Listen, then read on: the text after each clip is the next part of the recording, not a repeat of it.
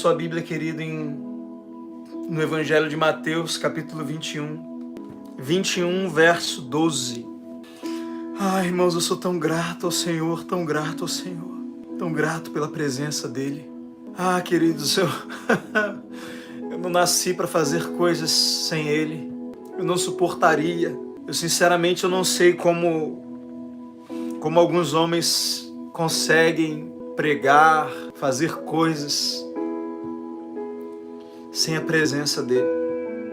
Eu acho que se eu entrasse nessa live e tivesse que falar alguma coisa para você, transmitir alguma coisa para você, sem essa unção, sem essa presença, eu não sei o que eu faria aqui, querido. Na verdade, eu acho que você nem estaria aqui. Ai, você não estaria aqui. Eu sei muito bem quem é o Danilo, sem a graça, sem a presença, sem a unção de Deus. Eu me lembro algumas vezes que eu subi para pregar, bem no início, e parecia que o Senhor não estava ali. E era tão ruim, tão ruim, tão ruim que eu precisei me lançar aos pés dele e dizer: Senhor, se a tua presença não for comigo, não me faça subir desse lugar. Senhor, eu não quero subir num púlpito, eu não quero abrir a minha boca, eu não quero estar diante de um celular, eu não quero fazer nada sem a tua presença. Querido, é muito ruim. É ruim demais. E mesmo depois de estar desenvolvido, ministerialmente falando, já estive em alguns momentos em estar em alguns lugares e precisar pregar a palavra de Deus. E parecia que havia um teto, parecia que havia um peso, e eu subia ali e eu esperar por Ele. Não que Ele não estivesse ali, mas sabe quando você tem um coração de alguém que diz: Senhor, o que o Senhor não fizer, eu não vou fazer. E você aprende a se render. Não é uma questão de esforço, é uma questão de rendição. Todos os dias eu entro aqui nessa live e confesso, querido, tem dias que eu não acordo bem. Eu sou como você. Tem dia que eu acordo e às vezes você acorda atrasado e é uma correria com criança e leva a criança para a escola e volta e você não dormiu direito. E tem dia que eu entro aqui e falo: meu Deus, o que eu tenho para passar para essas pessoas agora?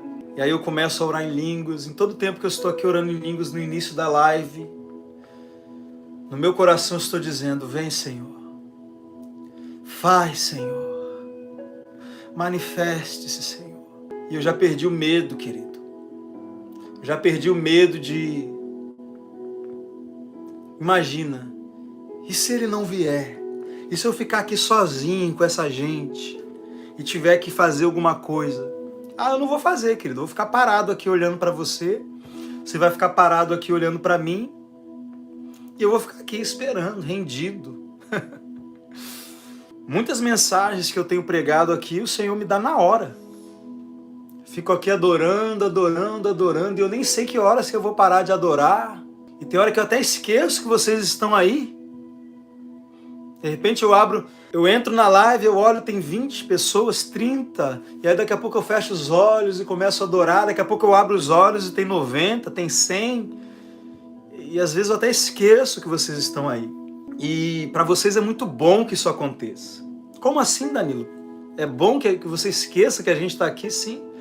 É bom para vocês que eu esteja completamente consciente dele, rendido a ele, porque assim você não entra aqui e você não recebe do Danilo, você recebe de Deus.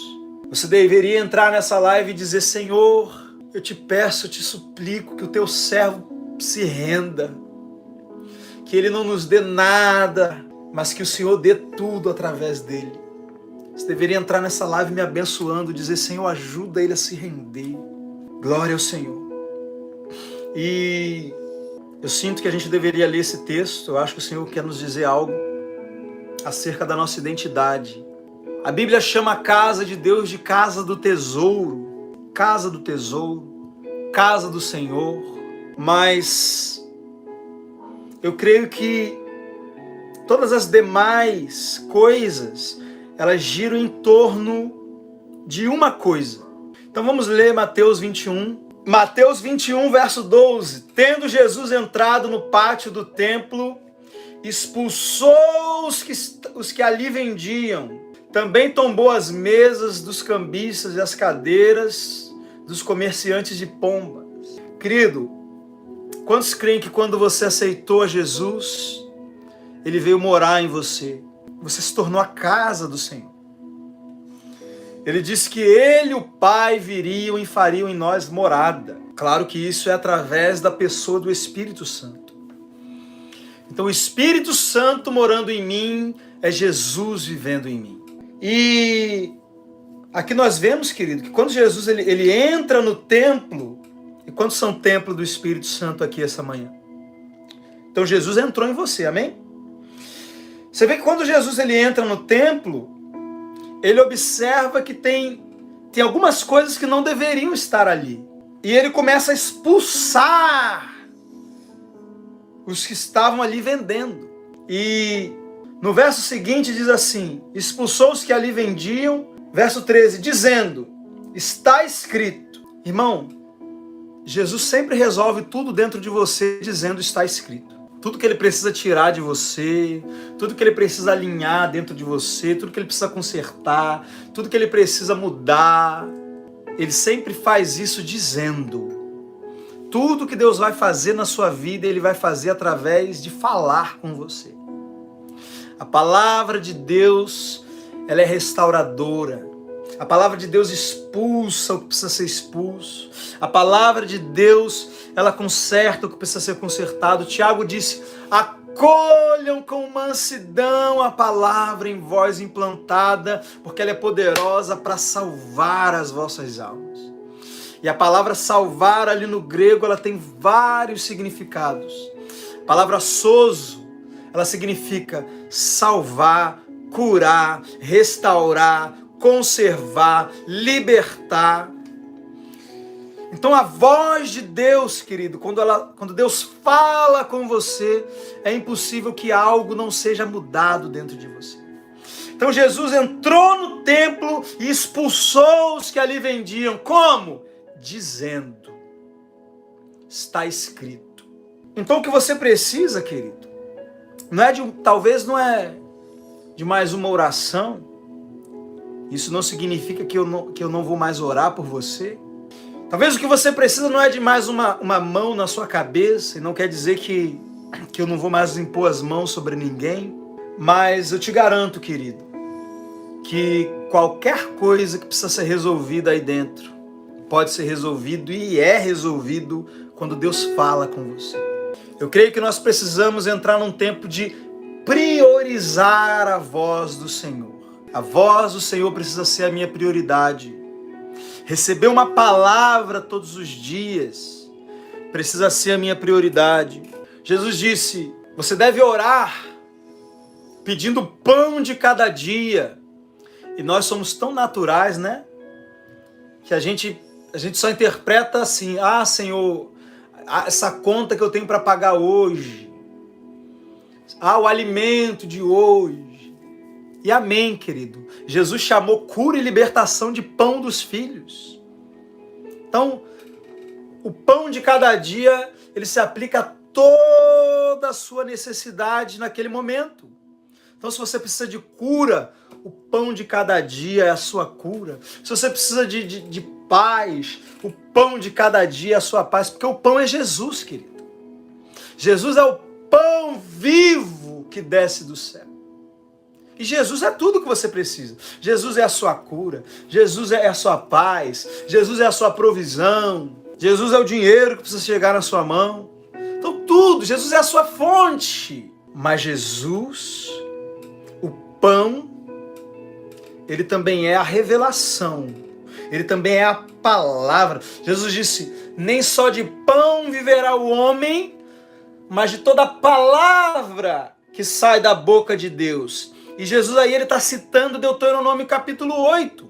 Quando você vai lá para Deuteronômio capítulo 8, o texto que Jesus ele está citando, não está escrito assim. Não está escrito de toda a palavra que sai da boca de Deus. Está escrito, nem só de pão viverá o homem, mas de tudo que procede da boca de Deus. E ali, em Deuteronômio capítulo 8, está fazendo referência ao maná.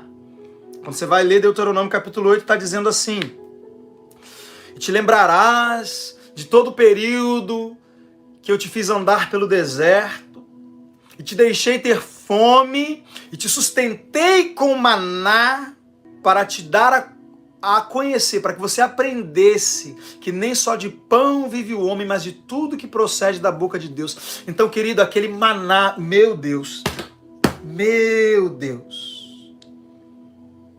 Demastu kamai de barra lebarizo kama. O povo de Israel não estava comendo pão. O povo de Israel estava comendo a palavra de Deus materializada, querido. Deus disse, olha, eu sustentei vocês com maná, para que vocês soubessem que nem só de pão natural, que vocês fazem com trigo, vocês podem viver, mas de tudo que sai da minha boca. Querido, o maná saía da boca de Deus. Deus abria a boca e o maná descia todo dia. Oh, meu Deus, que glória a Deus, irmãos. Glória a Deus. E engraçado que quando o povo estava no deserto, os irmãos me perdoem, mas de vez em quando vem umas coisas novas que Deus me fala na hora e eu fico muito empolgado. Deus, ele proibia o povo de guardar o maná para o dia seguinte. Vocês lembram disso? Deus falou, ó, pega para aquele dia, come, e no outro dia você vai sair para buscar de novo, porque vai ter um novo maná. E o povo era incrédulo, o povo pegava, guardava o maná, porque ficava com medo. Não vai que Deus esquece e deixa a gente com fome amanhã?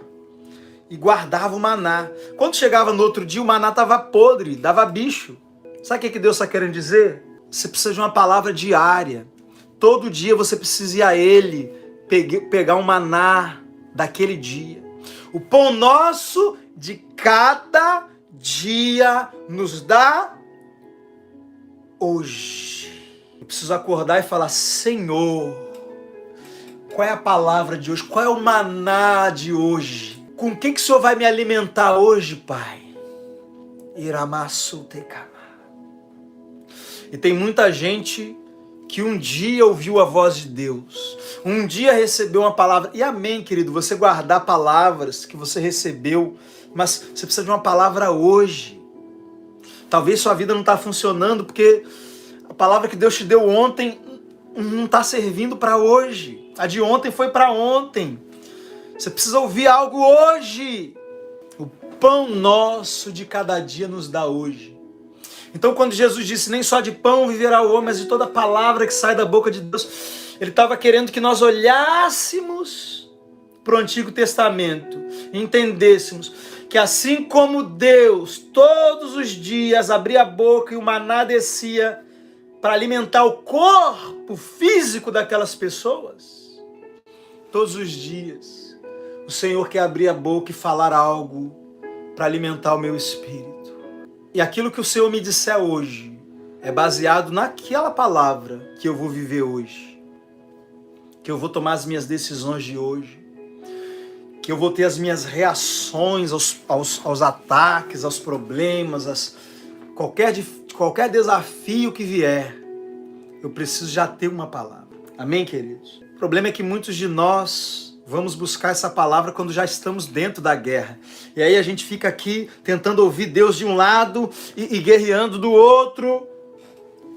E amém, querido? Você está no momento que veio uma guerra, para tudo, entra no quarto, abre um jejum, fica lá orando, como Josafá fez.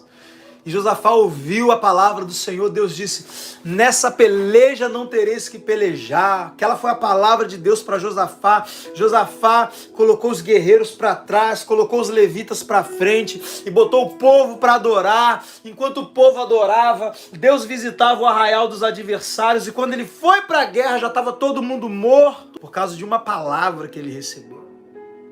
Querido, uma palavra que Deus te dá resolve tudo.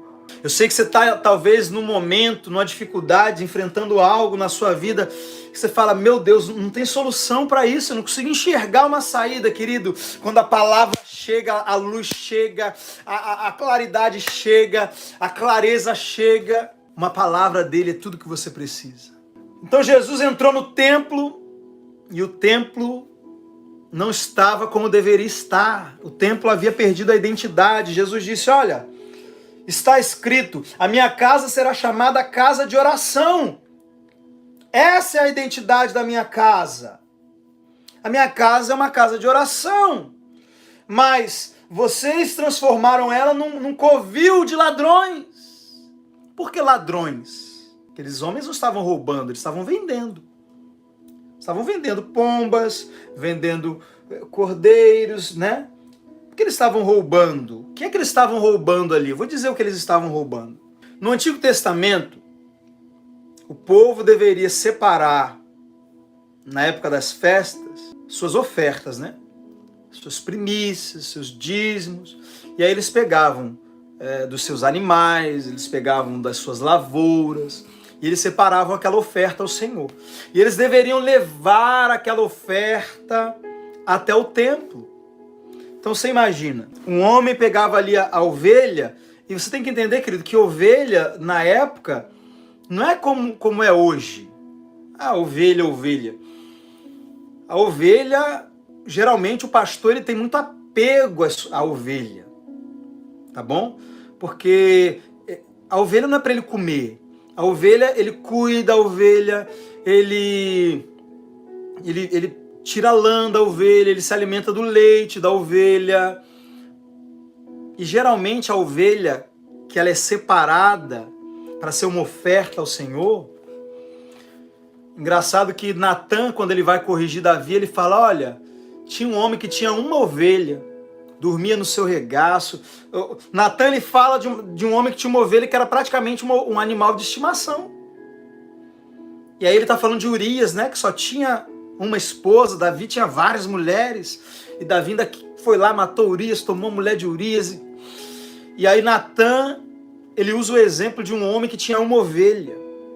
E Davi foi lá, um pastor que tinha 100 ovelhas, foi lá e tomou aquela única ovelha que aquele homem tinha.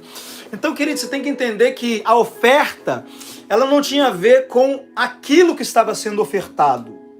Tinha a ver com o coração do ofertante. Então, todo esse trabalho de separar o melhor da terra, de separar o melhor do rebanho, de levar a oferta, todo o processo envolvido na oferta, contava. Porque a Bíblia diz que Deus aceitava a pessoa, não a oferta. A Bíblia diz que Deus se agradou de Abel. Então, quando você oferta algo, você está ofertando a si mesmo para Deus. Então, quando o povo trazia aquela oferta, os cereais, as ovelhas, os animais, aquilo ali era muito mais do que o valor que aquelas coisas representavam. Era o coração do ofertante. Então a pessoa tinha todo o trabalho de separar, né? De pegar o melhor do rebanho, escolher, ela gastava um tempo, ela examinava aquele cordeiro, ela olhava se não tinha defeito, e ela separava ali com muito cuidado. E o processo de separação da oferta, ele definia o nível de adoração. Então, a oferta do Antigo Testamento, ela fala sobre a adoração, sobre uma demonstração de honra ao Senhor. E o que estava acontecendo aqui nesse texto? O povo, havia uma regra na lei que era uma exceção. O que é uma exceção? Você tem a regra, mas por causa de alguma dificuldade em cumprir aquela regra, Deus ele abre uma exceção. Então, por exemplo, algumas pessoas moravam muito longe de Jerusalém, muito distante. Então, acho que número 14, ou Deuteronômio 14, se eu não me engano, diz que se o lugar fosse muito longe para você levar a sua oferta, não tinha Pix naquela época, se o lugar fosse muito longe, o que a pessoa ela podia fazer? Ela não ia deixar de separar, de ter todo aquele trabalho de separar a oferta. Ela ia fazer do mesmo jeito. Ela ia lá separar a oferta com todo o amor da lavoura, do cereal. Ela ia escolher todo aquele amor, aquele zelo, aquele cuidado. Ela ia ter que ter. Mas ela não ia conseguir levar aquilo tudo para o templo, porque era muito longe. Você imagina, você levar um monte de animal, um monte de saco de farinha. Difícil demais levar, entende? Então o que Deus ele fez? Ele abriu uma exceção, ele falou, olha, quando o lugar for muito distante, você vai pegar a sua oferta que você separou, você vai vender. E aí você vai pegar o dinheiro, e aí você vai com o dinheiro até o lugar aonde você vai ofertar, que era onde havia o templo. Então essas pessoas que falam, não, o dízimo era alimento porque não existia dinheiro na época. Isso é mentira, existia dinheiro, tá bom?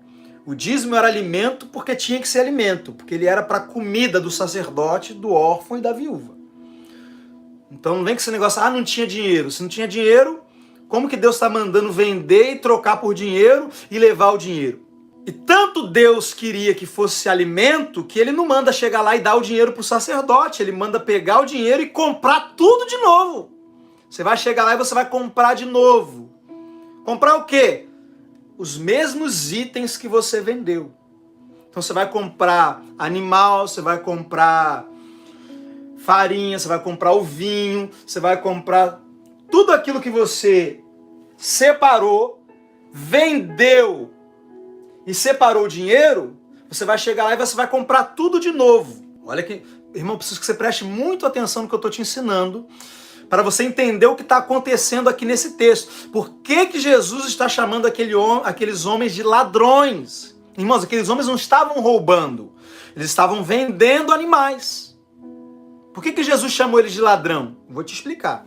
Então a pessoa que morava muito longe, ela ia fazer o quê? Ela ia separar a oferta, vender, pegar o dinheiro, viajar até Jerusalém, comprar de novo aqueles animais, e chegando lá ela ia comprar, e aí ela ia levar para sacrificar no templo. Conseguiram entender como que era essa exceção? A pessoa ela não ia deixar de ter aquele preparo, aquele carinho com a oferta. Ela ia lá na lavoura, ia separar o melhor. Ela ia lá no rebanho, ia separar o melhor. Só que era muito longe para ela levar. Então ela ia vender, ia pegar o dinheiro, ia viajar para Jerusalém. Chegando lá, ela ia comprar tudo de novo e ia levar os animais e os cereais para o templo. O que estava acontecendo em Jerusalém nessa época? Os sacerdotes do templo, eles olharam para essa exceção e eles perceberam que isso podia ser muito lucrativo. Por que muito lucrativo? Ué, para que deixar as pessoas irem lá na cidade comprar esses alimentos? Por que a gente não vende aqui no templo mesmo? E aonde que estava sendo vendido isso? Havia uma parte do átrio que ela era separada para os gentios. Por isso que, eu não sei se é em Marcos ou em Lucas, talvez Marcos 11, Lucas 19. Mas tem uma parte que diz, quando Jesus ele fala, minha casa será chamada casa de oração, o texto de Lucas ou de Marcos, ele vai dizer, casa de oração para todos os povos. E o que esses sacerdotes estavam fazendo? Eles estavam pegando aquela parte do átrio que era para os gentios poderem orar. Tinha uma parte que era reservada para os prosélitos, aqueles gentios que se circuncidavam e faziam parte agora e também queriam adorar a Deus no templo. Os sacerdotes ocuparam aquela parte, botaram lá um monte de barraca e estavam ali vendendo as coisas, vendendo pomba, vendendo cordeiro, vendendo. Então, por que ladrões? Para princípio de conversa, eles já estavam roubando o direito dos gentios adorarem ali. Então eles estavam roubando a adoração dos gentios. Primeira coisa que eles estavam roubando, a adoração dos gentios.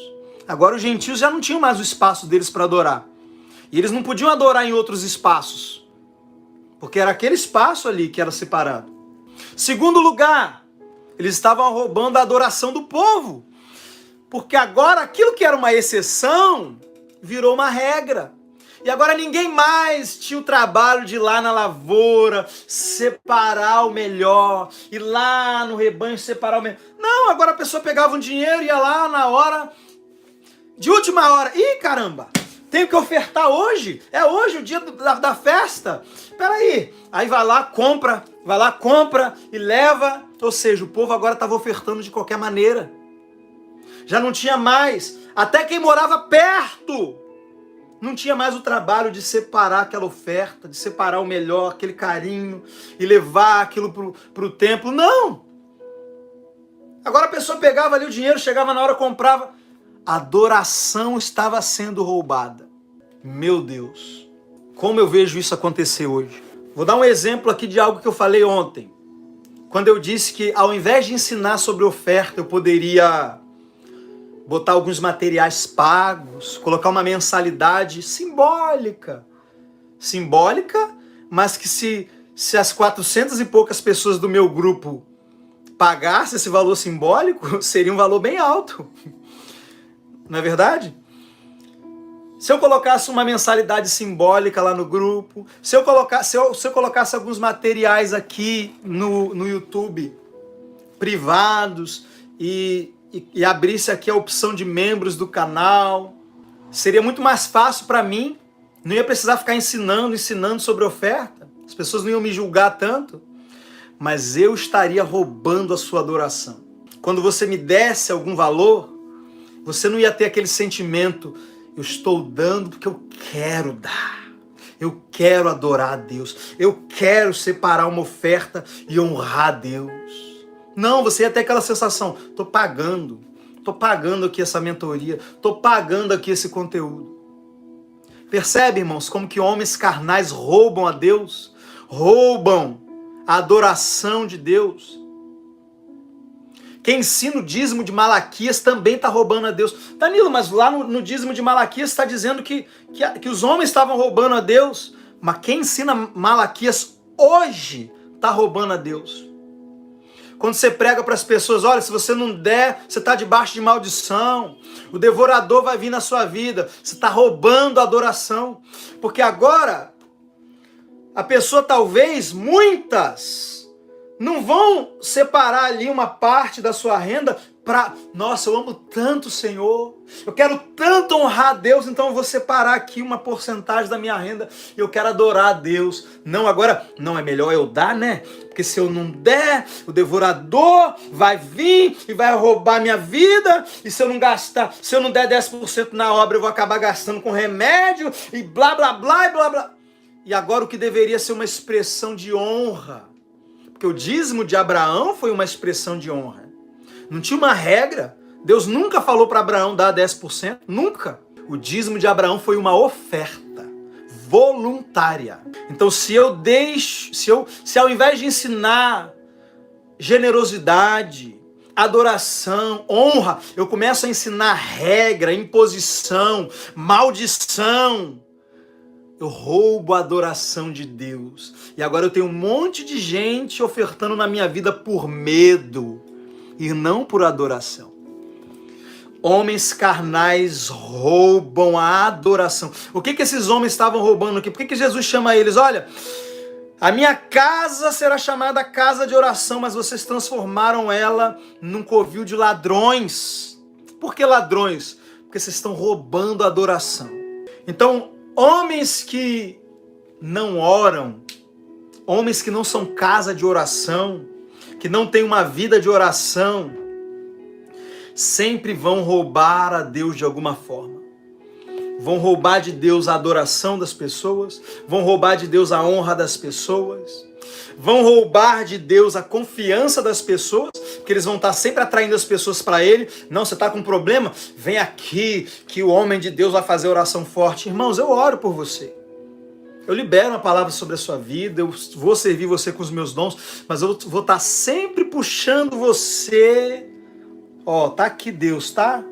Você não precisa depender de mim não, tá? Você pode orar também, você tem autoridade para expulsar demônio também. Agora, homens carnais vão sempre roubar alguma coisa de Deus. Vão sempre roubar você de Deus. E aí uma confiança que você deveria botar em Deus, você põe no homem. Uma oferta que você deveria dar por amor, você dá por medo. Meu Deus, eu não imaginava que eu ia pregar tudo isso que eu estou pregando aqui. Eu só senti vontade de falar que Deus queria que nós fôssemos uma casa de oração, abrindo esse texto. E olha quantas riquezas o Espírito Santo está nos trazendo num texto tão pequeno, tão simples. Então, primeiro, Jesus entrou em você. E porque ele entrou em você, ele vai começar a mudar tudo dentro de você. E como que ele vai fazer isso? Dizendo. Então Deus vai mudar você falando com você. Então, priorizar a voz de Deus. Sempre, todo dia, Deus tem uma palavra para mim hoje. O que mais que o Senhor está falando? Eu não posso permitir que Deus seja roubado na minha vida. Nenhum homem vai me pedir, vai roubar minha adoração ao Senhor, vai roubar minha confiança que tem que estar no Senhor, vai me roubar de honrar o Senhor. E como é? Como é que essas coisas acontecem? Como é que eu ouço a voz de Deus diariamente? E aí a Bíblia diz que Jesus ficou no templo diariamente ensinando. Como que eu tenho esse ensino diário do Senhor da minha vida que vai impedir que Deus seja roubado daquilo que Ele quer receber de mim? Quando eu assumo a minha identidade de uma casa de oração. Quando eu entendo que eu não sou uma casa de preocupação. Eu não sou uma casa de depressão, eu não sou uma casa de doença, eu não sou uma casa de ansiedade, eu sou uma casa de oração. Então eu preciso assumir a identidade de uma casa de oração. E se eu sou uma casa de oração, querido, o que tem que ter mais na minha vida? Oração. Por isso que Paulo diz, orando em todo tempo no Espírito. Orai sem cessar. Dou graças a Deus porque falo em línguas mais do que todos vós. Porque Deus queria que você fosse uma casa de oração, querido. Ele te deu uma linguagem de oração. Que através dela você pode orar muito mais, muito mais. Não, você não precisa deixar de fazer a sua oração em português, de fazer suas orações de petição, de separar um tempo no dia para estar com o Senhor, mas Deus te deu uma linguagem, querido, que toda hora, o dia inteiro, você é uma casa de oração. Quem olha para você está sempre vendo sua boca mexendo ali, ó.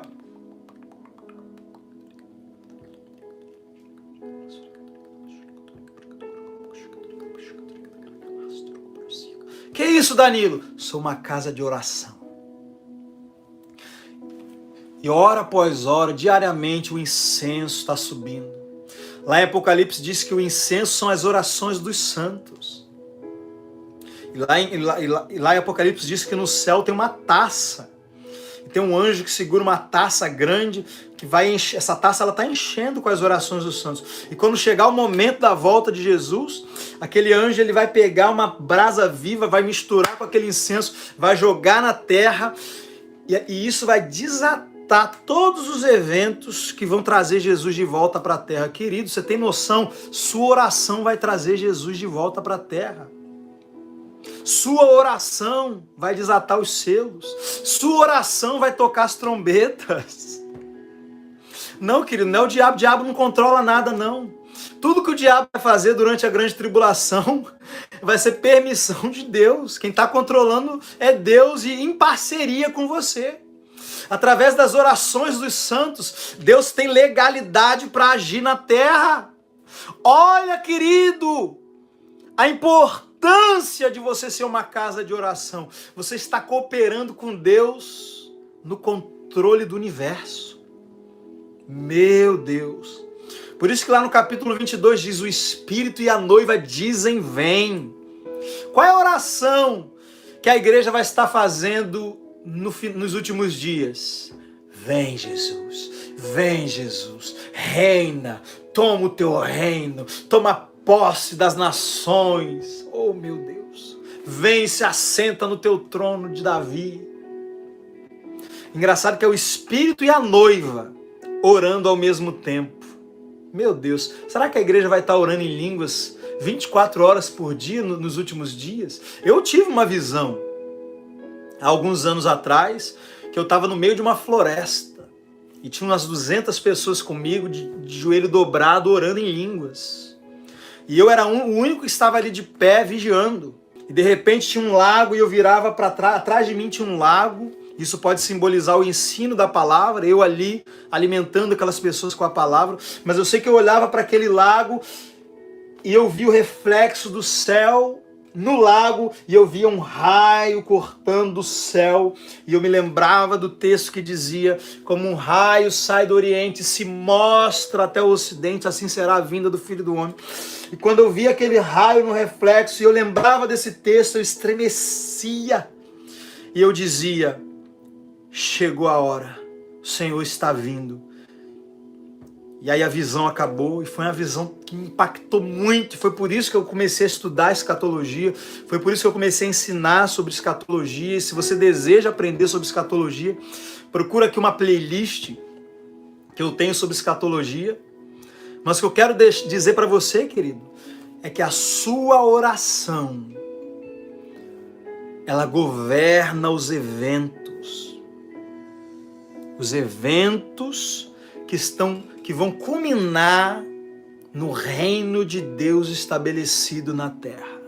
Agora, é claro que se a sua oração ela é tão poderosa a fim de governar todos os eventos que vão mudar esse planeta, fazer esse planeta sair de uma era e entrar em outra era, na era vindoura, imagina o que a tua oração não faz na sua vida, querido. Imagina o que a sua oração não faz na sua casa, na sua família. Meu Deus! Se a minha oração tem o poder de trazer o milênio, de trazer Jesus e o reino de Deus na terra, será que a minha oração também não tem o poder de manifestar o reino de Deus na minha vida agora? E a palavra de Deus vai falar lá em Hebreus capítulo 6 sobre pessoas experimentando os poderes do mundo vindouro. Meu Deus! Se você for uma casa de oração, querido, você vai ajudar no propósito de Deus para que o reino de Deus seja estabelecido na terra. Mas não só isso. O reino de Deus vai começar a se manifestar na sua vida, na sua casa, na sua família. E olha o que acontece depois aqui no verso 14. Então levaram a Jesus no templo. Quem é o templo do Espírito Santo aqui? Cegos, aleijados, e ele os curou. Você vai começar a andar em poder, querido. Deus vai começar a trazer pessoas ao templo. Quem é o templo? Sou eu, Jesus está em mim. E se eu sou uma casa de oração, se Jesus muda tudo, se Jesus expulsa os que estão roubando a adoração de Deus na minha vida, e se Jesus me limpa como um templo, e se Jesus me diz, está escrito, ele começa a me ensinar e me ensinar, porque eu sou uma casa de oração, eu recebo ensinamento diário, palavras diárias, e ele vai expulsando tudo de mim que não tem que estar, toda a erva que meu pai não plantou, ele arranca. Daqui a pouco Deus está trazendo os aflitos, os feridos, os oprimidos, está trazendo. E Jesus vai começar a se manifestar através de você para curar os outros, para libertar os outros, para transformar os outros. Meu Deus, que texto maravilhoso é esse, Senhor? Labasto comandurastu hamantia bardenai que lebraste colemandi brahande coleba. E o texto continua, vai falando dos sacerdotes que começam a se levantar contra Jesus. E enquanto Jesus começou ali a ser perseguido pelos sacerdotes do templo, a Bíblia diz que crianças começaram a louvar, hosana ao filho de Davi, e os sacerdotes ficaram revoltados. E aí Jesus disse, olha, da boca dos pequeninos, das crianças, Deus suscita o perfeito louvor. Querido, você vai começar a ver, meu Deus, meu Deus. Meu Deus, se você for uma casa de oração, você vai começar a ver o Espírito Santo pegar os seus filhos e suscitar o perfeito louvor da boca dos seus filhos. Criança que estiver perto de você, querido, vai ser cheia do Espírito Santo. Ori calabashari candorimale kale halema kele manturie Le mantori candori la mandoro mi hastore la mandori kai de mahayo que maha le camandoriha le catabarosi mando que tu vasti pardonoreha canturima que tu pia astu que mantorema que toque mena catuia mandoreba. Eu restauro a sua identidade. Eu mudo tudo, conserto tudo, eu tiro tudo do lugar e eu ponho onde eu quiser. Você é minha casa. O Senhor está restaurando a sua identidade hoje. Você é uma casa de oração e o Espírito Santo está liberando uma graça hoje para que você ore mais. Receba em nome de Jesus. Há uma graça sendo liberada agora. Oh! Para que você ore mais. Sheikarabas, todo peso, toda dificuldade para orar está caindo por terra agora. Lekatabarando sotorika torremante colebarezi tarando librahastoria. Receba essa unção. Oh! Você é uma casa de oração. E enquanto você ora, querido, todo esse processo que o Senhor nos mostrou ali agora, nesse texto, vai acontecendo na sua vida. Você vai recebendo palavras diárias. E dizendo, está escrito, Jesus vai expulsando da sua vida o que não tem que estar na sua vida. E Ele vai restaurando a sua identidade. E Ele vai tratando as áreas onde Deus está sendo roubado. Deus está, de repente, porque você não tem sido uma casa de oração, Deus está sendo roubado do fruto que Ele deveria estar colhendo na sua vida, da honra, da sua santidade, tantas coisas que você devia estar manifestando e que deveria estar subindo ao Senhor como aroma suave. Deus está restaurando hoje você como uma casa de oração, para que Deus não seja roubado na sua vida.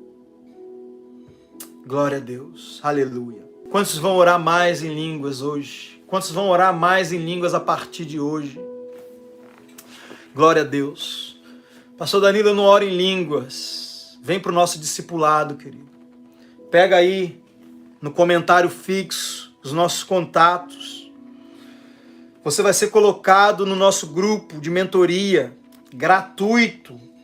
Não precisa pagar nada. Agora, se você deseja ser um ofertante e honrar a Deus com suas ofertas voluntárias, se você deseja participar do que Deus está fazendo através desse ministério, sendo um mantenedor dessa obra, o número do Pix está aí fixado no comentário fixo e também na descrição do vídeo está tanto os nossos contatos quanto o número do Pix para contribuição.